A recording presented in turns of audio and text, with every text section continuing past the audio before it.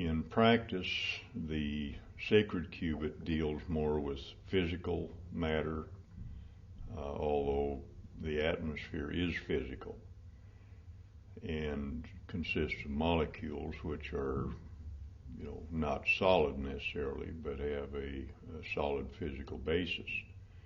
The lost cubit deals more with the atmosphere or aura of a person, there being an analogy there. And it deals more with the mental and emotional issues that we as human beings experience. And the other thing I use it for is when children become a bit unruly, they get fidgety, they're stuck on this plane for several hours, parents get really upset with their kids, and again, you hold one of these up, you scan the plane, and the children go quiet, and they settle down. People having arguments sometimes, you can't get away, you are on this plane, you can't get away. You hold one up, start talking to each other again. It's wonderful. We find oftentimes a release from long-standing emotional or mental problems when using the lost cubit.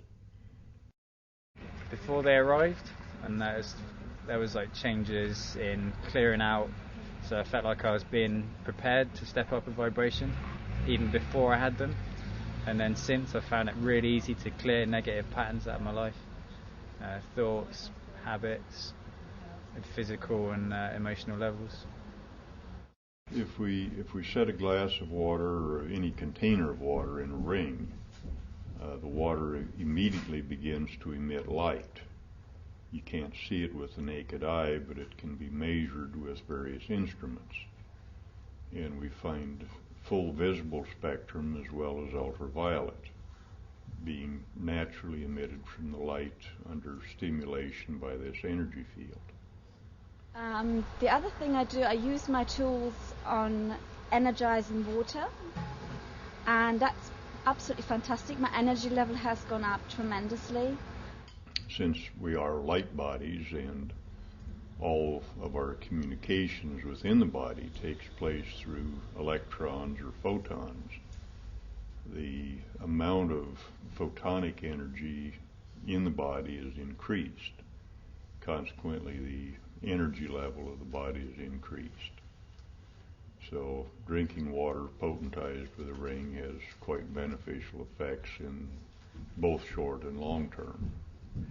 I love the rings, and I have big rings underneath my bed, and I sleep over them. So I have them along the chakras, and I find that just helps me sleep really well. I also love the little rings that I can wear as bracelets. So if I have a long day typing at the computer, then I'll often put these on my arms, and I find that it just really helps me remain calm. And I've never, had any repetitive stress injury or any problems that are associated with a lot of computer use.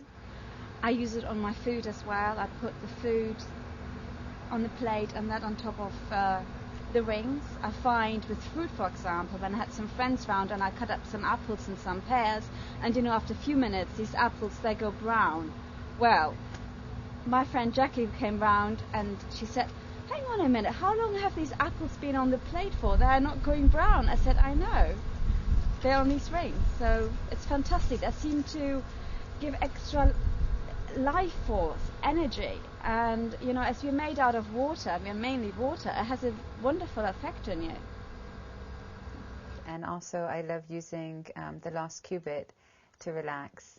So I use it either on top of my head, I'll put it like that, and just meditate or sit. Maybe sometimes I'll even work with it, but mostly it's helpful when just being still. Within 20 minutes any stress disappears, and I'll sleep with it. So if I feel the need to, then at night I'll just notice where there's a tension in my body, and I'll place the lost cubit there and fall asleep, and in the morning awake completely fresh.